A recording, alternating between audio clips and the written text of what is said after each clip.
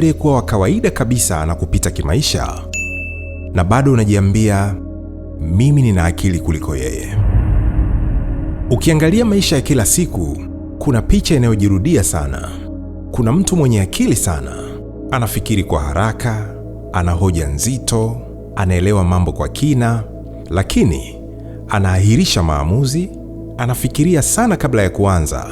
Anataka kwanza ajue kila kitu ndipo achukue hatua. Halafu kuna mwingine, si mwepesi sana wa kufikiria, lakini ana tabia moja.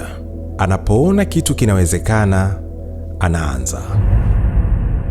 Anakosea njiani, anarekebisha na anaendelea. Yule mwenye akili anakaa na tafakari, anapima, anachambua. Huku miaka inapita, mmoja anasonga na mwingine anabaki na mawazo yake mazuri kichwani. Na kimya kimya anaanza kujifariji. Si kila mtu mwenye mafanikio ana akili, lakini uhalisia unaumiza zaidi. Fikra potofu iliyopo kwenye vichwa vya watu wengi ni hii, kwamba akili nyingi au elimu ya viwango vya juu ni uhakika wa kupata mafanikio kwenye maisha.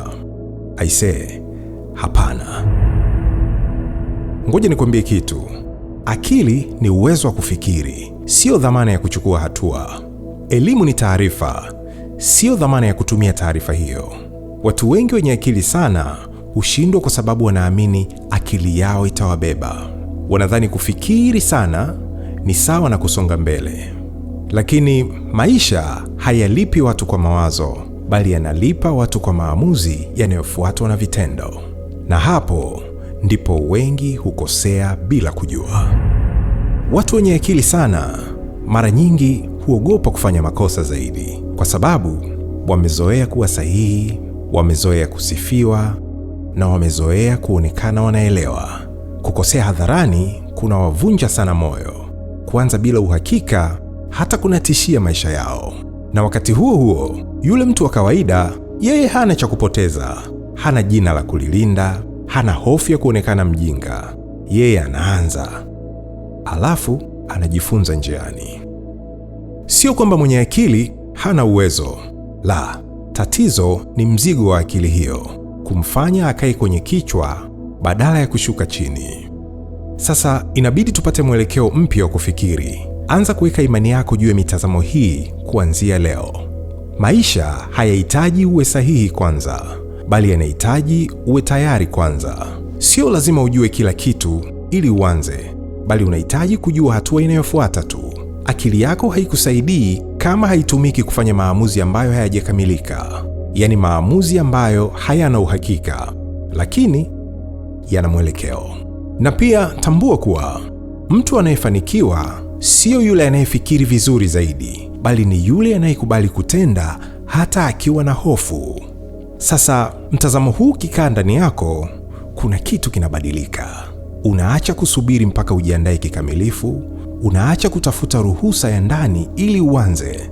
Unapoamua, hata kama hujui kila kitu, akili yako inaanza kufanya kazi tofauti.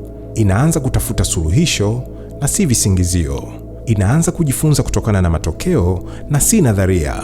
Na mabadiliko haya huanza kimya kimya. Hakuna shangwe, hakuna matangazo. Lakini baada ya muda, maisha yako yanaanza kusogea. Sasa baada ya kusikiliza mambo haya, nataka uanze kufanya mambo yafuatayo kuanzia leo. Kwanza, chagua jambo moja ambalo umekuwa ukilifikiria sana lakini hujaanza. Alafu, acha kulichambua zaidi. Pili, jiambie ukweli huu, kuwa sihitaji kuwa tayari, bali nahitaji kuanza. Tatu, chukua hatua ndogo leo. Sio lazima iwe kamili, lakini halisi. 4, kubali makosa kama sehemu ya mchakato na si ushahidi wa kushindwa. 5, tumia akili yako kurekebisha ulipo, si kuahirisha ulipoanza.